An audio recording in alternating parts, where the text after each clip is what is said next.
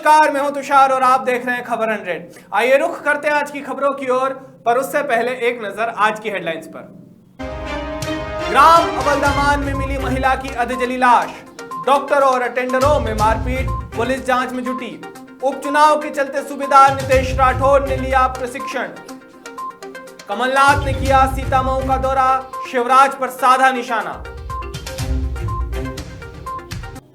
गंधवानी से दिल दहला देने वाली खबर सामने आई है।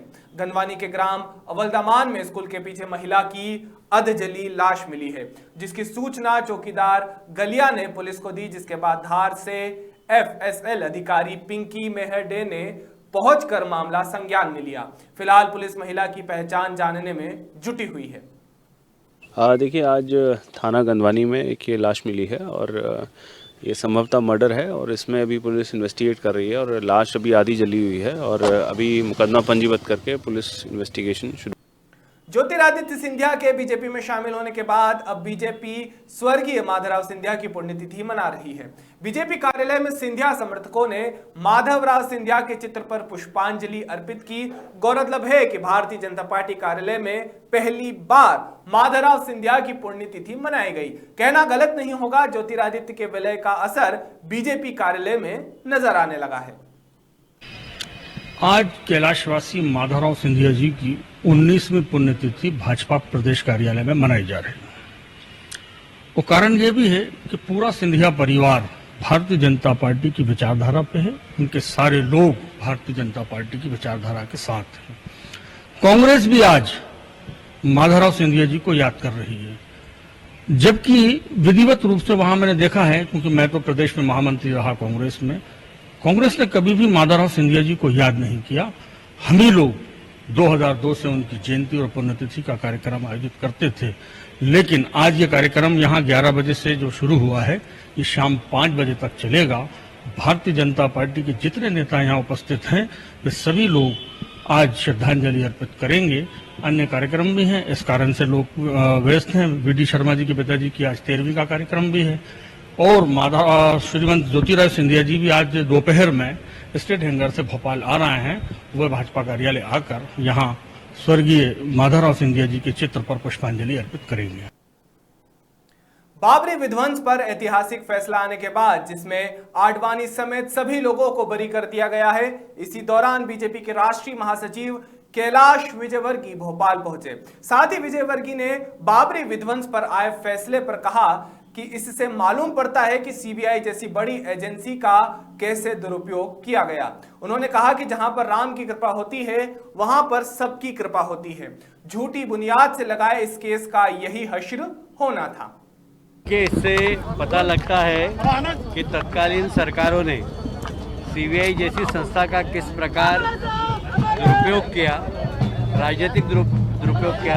आज हाईकोर्ट ने सभी जिनको आरोपी बनाया था उन सबको बरी कर दिया है। मुझे लगता है कि सुप्रीम कोर्ट के एक बार आदेश के बाद कि वहाँ राम मंदिर था, इस फैसले का यही हसर होना था। पर जा पर कृपा राम की हुई, ता पर कृपा करे सब कोई।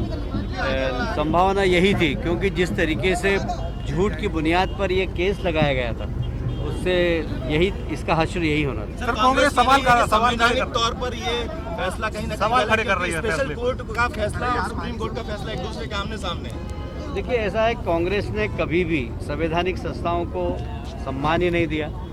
दुनिया में भारत के न्यायपालिका की प्रतिष्ठा बहुत है। हमने आतंकवादियों को भी रात को 2 बजे दरवाज़ा खोलकर सुप्रीम कोर्ट ने और उनकी बात सुनी है। तो ये हमारे न्यायपालिका की प्रतिष्ठा है सारी दुनिया के अंदर। पर कांग्रेस ने हमेशा इन सब संस्थाओं का दुरुपयोग किया और मैं समझता हूँ उन्होंने सम्मान भी नहीं किया। और अब ये आरोप लगाते हैं तो ये न्यायपालिका का अपमान है। मैं इनके इस बयान की निंदा करता हूं। हाथरस केस में लेकर क्या कहेंगे, गैम रेप का बड़ा मामला हो जो सुप्रीम में रहा है पूरा। योगी जी जहाँ पर है वहाँ पर अन्याय नहीं होगा। जो दोषी होगा उनके निश्चित रूप से उनको सजा मिले। ज्योतिरादित्य सिंधिया के बीजेपी में शामिल होने का असर अब भाजपा के कार्यकर्ताओं में दिखने लगा है। बदली परिस्थितियों में पहली बार भाजपाइयों ने पूर्व केंद्रीय मंत्री स्वर्गीय माधवराव सिंधिया की पुण्यतिथि मनाई। सिर्फ यही नहीं, उन्होंने स्वर्गीय माधवराव सिंधिया के गुणों और आदर्शों का बखान भी किया। नियम।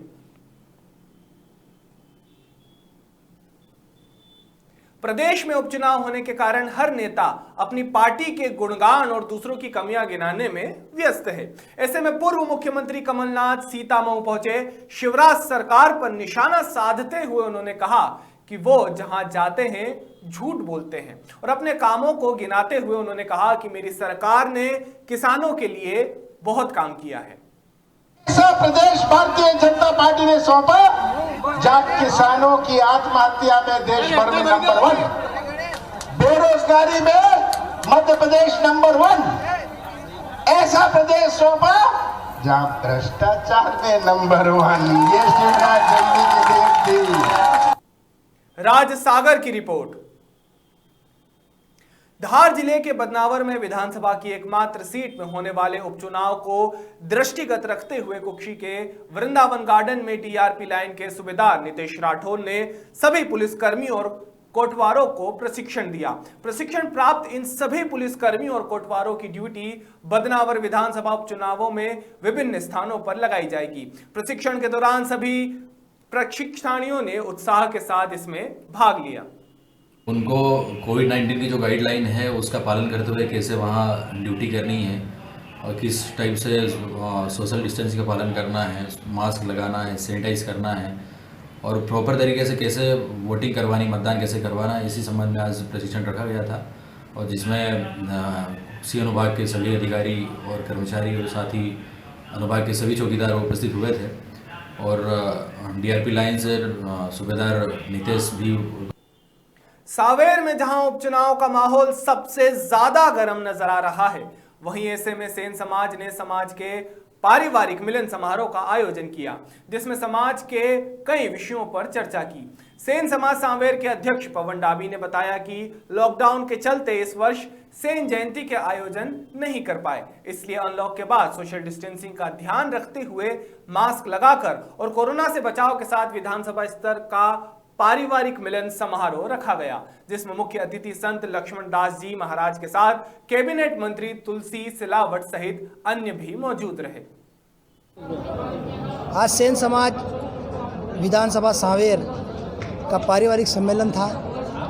समाज अपनी बात करने के लिए यहाँ पर एकत्रित हुआ था। अपनी बात यहाँ पर आने वाले समय में विधानसभा के उपचुनाव होने जा रहे हैं। सांवेर सेन समाज के पास कई दिनों से कई मांगे लंबित चल रही हैं। कई मांगे हैं। पूर्व मंत्री प्रकाश जी सोनकर, स्वर्गीय श्री प्रकाश जी सोनकर के निधन के बाद समाज की धर्मशाला को लेकर एक जो घोषणा उन्होंने की थी, वो धर्मशाला की मांग काफ़ी दिनों से उस ज़मीन की मांग चल रही थी, लंबित चल रही थी। आज जब सांवेर विधानसभा की सेन समाज यहाँ पर एकत्रित हुई तो हमारे बीच भारतीय जनता पार्टी में कैबिनेट मंत्री जो कि अभी बने हैं, जल संसाधन मंत्री श्री तुलसी सिलावट जी आज यहाँ पर मुख्य अतिथि के रूप में यहाँ पर उपस्थित हुए थे। संतोष व्यास की रिपोर्ट। उमरिया जिले से एक भ्रष्टाचार में लिप्त एक मामला सामने आया है, जहां हॉकी खेल मैदान में बाउंड्री वॉल का निर्माण क्रेशर डस्ट अर्थात पत्थर का चूरे के साथ किया जा रहा है। लेकिन इस मामले में जब भ्रष्टाचार की बात उठाई गई तब इंजीनियर ने हैरान करने वाला तर्क देते हुए कहा कि रेत नहीं मिल रही तो डस्ट से भी काम किया जा सकता है, जिसकी अनुमति हमारे वरिष्ठ अधिकारियों ने दी है। आपको बता दें कि बच्चों और जिले के खिलाड़ियों के लिए बनाए जा रहे इस मिनी स्टेडियम में नींव ही भ्रष्टाचार की भरी जा रही है। इसमें स्टेडियम की बाल का भी, स्टेडियम की बाउंड्री बाल का उपयोग होता है, जिसमें नीचे फाउंडेशन में अभी रेत उपलब्ध न होने की वजह से क्रेशर डस्ट का उपयोग किया जा रहा है। 1 अक्टूबर तक नहीं मिलना है, ये हमारे ध्यान में है। 1 अक्टूबर बात हुई थी, लेटर यहाँ से अनुबंधकों का गया था कलेक्टर साहब के पास, तो उन्होंने ये बताया था कि नहीं 1 तारीख से ये इसका संभवतः परमिशन दी जाए। मगर जैसे जैसे जैसे ये रेत उपलब्ध होने लगेगी तो डस्ट का उपयोग नहीं किया जाएगा, नहीं उसको टेस्ट करवाया जाएगा। टेस्ट में देखा जाएगा मिट्टी है तो अगर मिट्टी है तो ये तो आपके कह देने से थोड़ी हो जाएगा। नहीं, 20% बिल्कुल नहीं, ये आकलन आपका गलत है। उमरिया से सुरेंद्र त्रिपाठी की रिपोर्ट। समाज को समाज में रहने लायक बनाने वाले शिक्षक अब अपनी सलामती के मोहताज हैं। ऐसा ही एक मामला सामने आ रहा है निजी स्कूल सिलिकॉन एकेडमी से, जहां स्कूल की संचालिका ने अपने सहायकों के साथ समस्त स्टाफ को कहीं दूर ट्रांसफर और जान से मारने की धमकी दी। सिर्फ यही नहीं, संचालिका ने महिला लोक सेवाओं से भी अभद्र व्यवहार किया। अब कर्मचारी बाणगंगा थाने में मामले की एफआईआर दर्ज करवाएंगे। शिक्षकों ने घटना के विरोध में बीआरसी कार्यालय के बाहर प्रदर्शन भी किया, जिसमें उन्होंने शिक्षक प्रोजेक्शन एक्ट लागू करने की मांग रखी है। एक तरफा जहां कोरोना के बाद डॉक्टरों को भगवान का दर्जा दिया जा रहा है, वहीं कुछ लोग ऐसे भी हैं जो अभी भी मानवता को शर्मसार करने जैसे काम कर रहे हैं। जी हां, हम बात कर रहे हैं ग्वालियर की, जहां बामोर सड़क मार्ग पर दुर्घटना में घायल एक शख्स की जयारोग्य हॉस्पिटल में मौत हो गई। मौत डॉक्टरों और अटेंडरों में मारपीट हुई। आपको बता दें, पहले मरीज के अटेंडरों ने ट्रामा सेंटर में तैनात डॉक्टर की पिटाई की। बाद में गुस्साए डॉक्टरों ने अटेंडरों के वाहन में तोड़फोड़ की और उन्हें पलटा दिया। इस मामले में एक डॉक्टर घायल भी हुआ है और पुलिस मामला दर्ज कर जांच में जुटी हुई है। अपना नाम? रामजीलाल। कौन का एक्सीडेंट हुआ है, कौन है जी? पप्पू से हुआ है। किस टायर से हुआ था एक्सीडेंट? ट्रैक से बलेरो से। अच्छा, पप्पू की डेथ हो गई है। हाँ, आपने यहाँ पर भर्ती करवाया था, डॉक्टरों को बॉडी मिली थी आपने? नहीं, हमको बॉडी मिली, हम भर्ती कराने लाए हैं यहाँ। हमको तो यहाँ सुना तो हम आए, हम उनके रिश्तेदार हैं, यहाँ आए तो हमें कोई मिला नहीं। यहाँ पे हमें तो केवल डेड बॉडी मिली है। अच्छा, बताया जा रहा है कि परिवार में और डॉक्टरों में विवाद। हाँ, सुना है, देखा नहीं है। ये मामौर क्षेत्र में एक एक्सीडेंट हुआ था, जिसके मजरू को पप्पू गुर्जर को यहाँ लेके आए थे, तो उसे मृत घोषित कर दिया।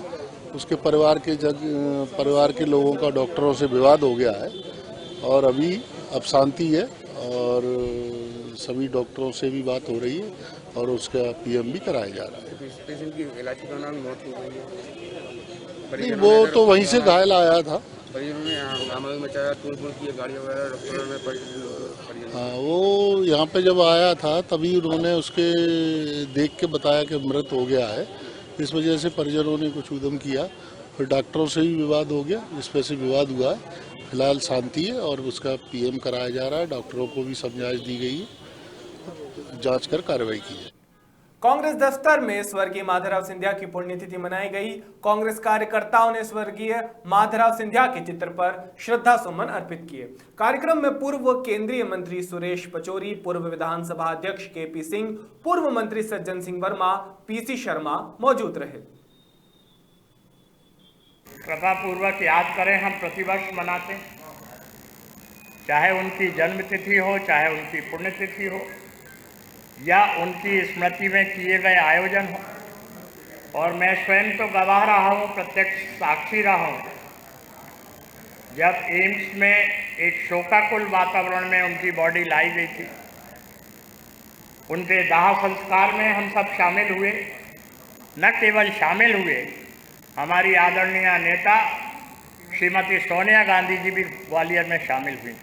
इसलिए इसको राजनीतिक चश्मे से देखना मैं सोचता हूं कि अनुचित होगा। रही बात दूसरी पार्टी का, तो ये दूसरी पार्टी का विषय है। वहाँ के अधिकारियों में होना चाहिए, ये सरकारें आदि जाती रहती अधिकारियों ने देखा है, लेकिन बीजेपी का हथियार बन के काम करोगे तो सरकार बदलने के दिन आ गए हैं। 1.25 महीने बाद जो स्थिति होगी, ये दर्शन तो करानी पड़ता है अधिकारियों को, तो जिस ढंग से अधिकारी बीजेपी के इशारे पे काम कर रहे हैं, लोगों पे मुकदमे कायम करना का, चाहे आप नरोत्तम मिश्रा के क्षेत्र में चल जाओ, डबरा दतिया, क्या हालात पैदा कर दिए। दतिया में, भांडेर में लोग आतंकित होकर भाग रहे हैं, तो अधिकारी को यदि चेतावनी। अभी के लिए केवल इतना ही। बाकी ताजा खबरों के लिए देखते रहिए खबर 100, जनता की बुलंद आवाज।